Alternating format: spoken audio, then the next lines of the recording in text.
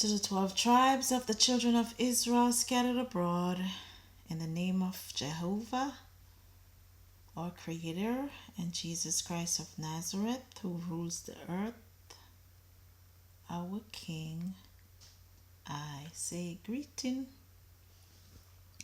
This is a story. The title of this video is The Stealing of Our Doctors, Nurses, Professionals by Other Countries. This one is a heading in the Gleaner. Siaga under close medical supervision, said to be in good spirits. He's in a hospital in Miami. Prime Minister Andrew Holness, that's the Prime Minister. He went to visit him. Siaga is the former Prime Minister of Jamaica. It says he's under a team of he's under close medical supervision by a team of doctors, including Jamaican specialists and nurses in a hospital in Miami, Florida. Siaga is 88, battling 2 chronic illnesses and complications associated with them. Now, a lot of the American descendants of slaves, they say, oh, Jamaicans come here and take jobs, this, that, and the other. All Negroes are the same people. We ruled these Americas before the slave trade, before the Europeans, before the $5 Indians. It was a whole bunch of Negroes over here in all these Americas, even in Europe, because the 12 tribes are the people who God Almighty gave dominion over the earth.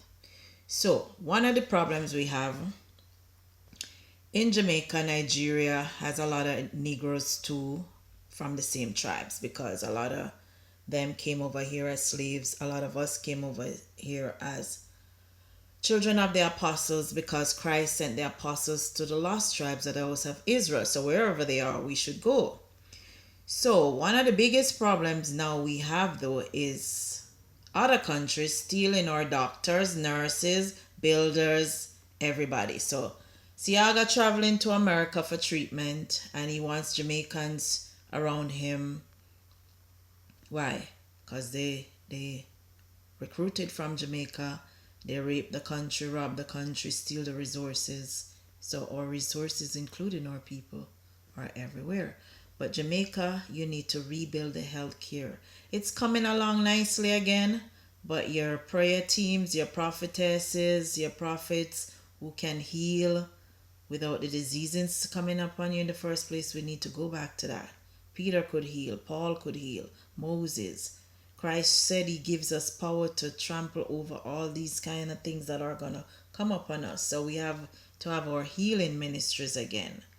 I watched the other day and they said, the Minister of Health said they're going to dispatch 100 doctors throughout the island to the different health centers. That's a good idea. So when you have the nurses and the doctors in each community, you can do their blood work, you can do the diagnosis there. So he said the emergency rooms will not be crowded, because there's no point in exporting all our medical people and then nobody's left in Jamaica to take care of the children that Israel left there.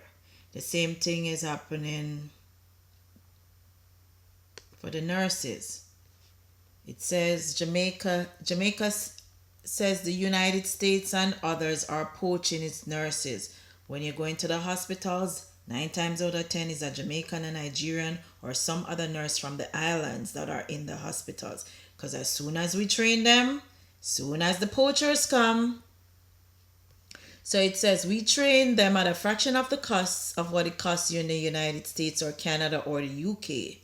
And so the United States, Canada, the UK, all they do is come and poach the nurses and the teachers. As soon as Jamaica done training them, they come and they snatch them up. Do you notice that?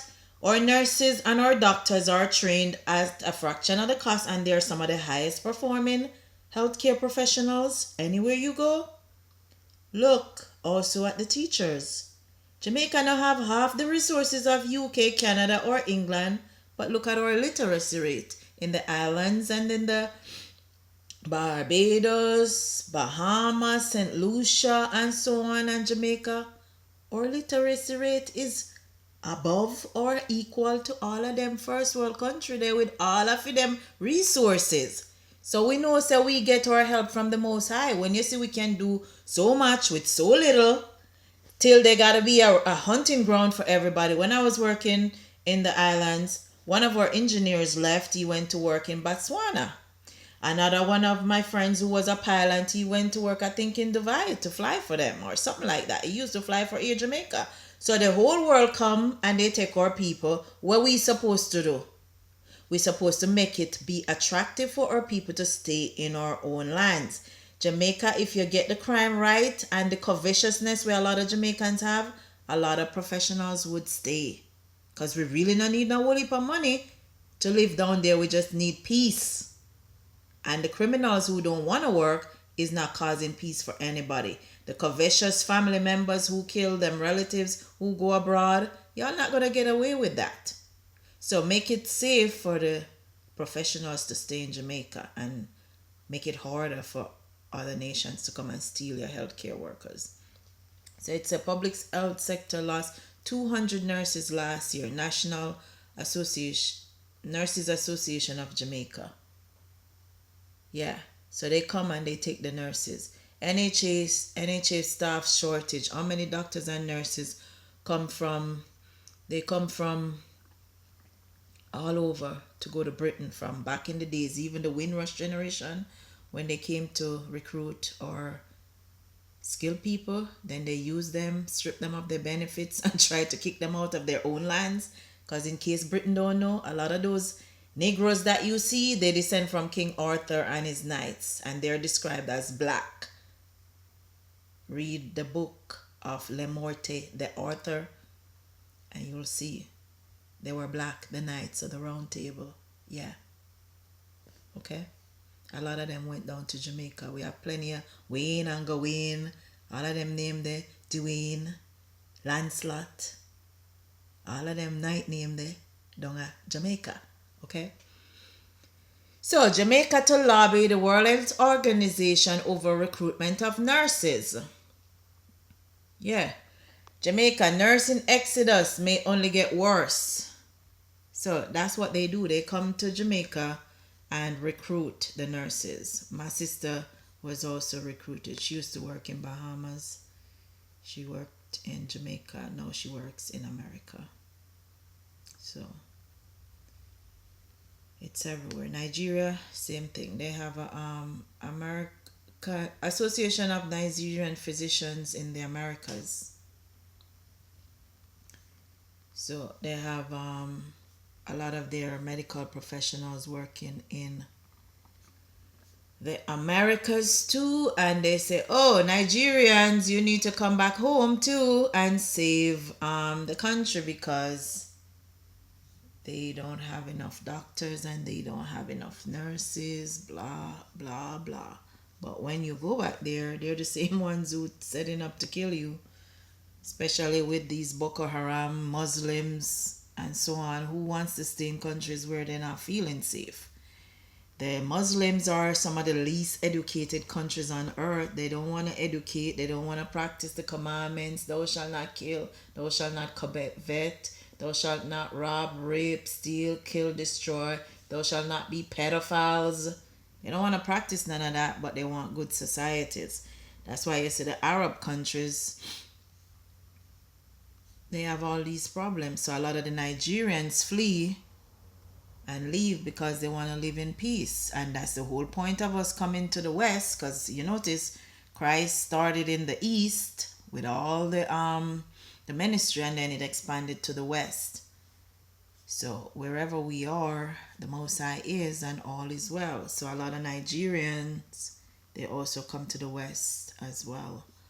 But if they would stop worshiping idols, animism, Muslim religion, and all of that, get their own weapons to defend themselves and their countries, rule themselves, they wouldn't have all these problems that they have now. You see how Saudi Arabia is, Pakistan, Afghanistan, Yemen, Trinidad, Minnesota, London, Sweden, all over Europe, France. You see in the Muslim world, it is hell right here on earth. If you want to see what hell looks like, look to those countries. And that's why they come to the Christian world. But we're supposed to be able to also pray and heal ourselves. So that's why they steal the doctors, the nurses, the lawyers, and that's why even people in Jamaica gotta travel to Miami and say, "Oh, I want a Jamaican around me."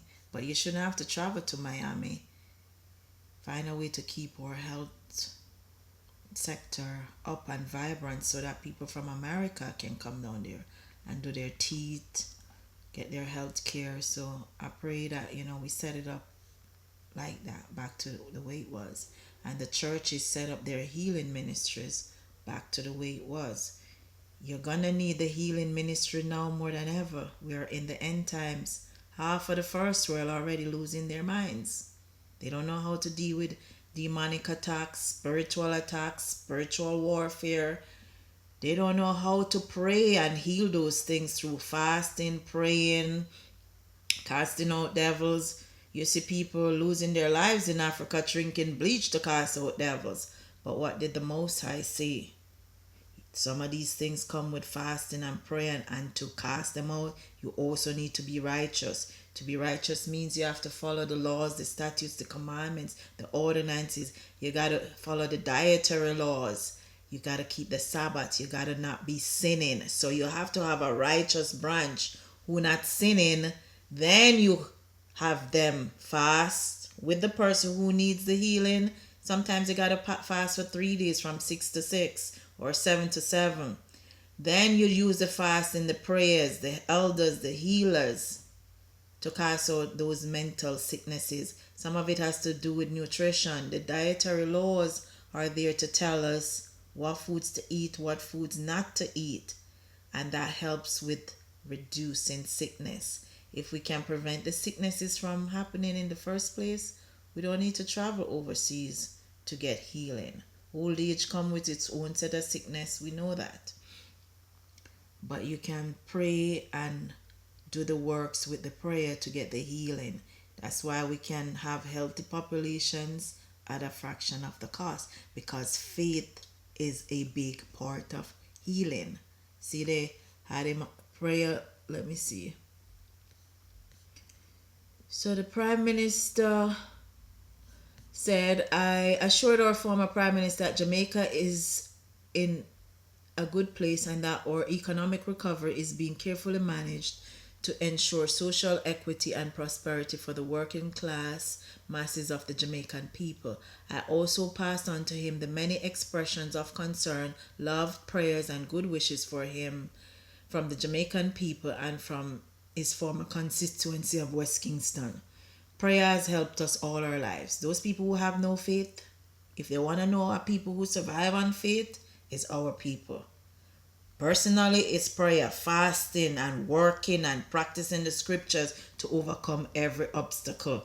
When the doctors told my mom that she wouldn't walk again, and she was like 82 when she had the stroke and she wasn't walking, it was prayer and fasting.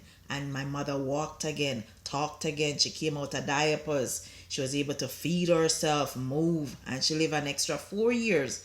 She died at the age of 86. That's proof that prayer works, fasting works. There are many times when she wasn't moving, fasting and praying with her, she started moving again, coming back to life. All these things are in the scriptures. The Most High gave us the power to do these things. We just don't know how to harness them, or we have forgotten, but we need to get back to the scriptures again. How to eat, how to live righteously, how to walk in all the Most High's ways, and He'll give us the desires of our hearts, just like He said He would. So with that, I say shalom and peace.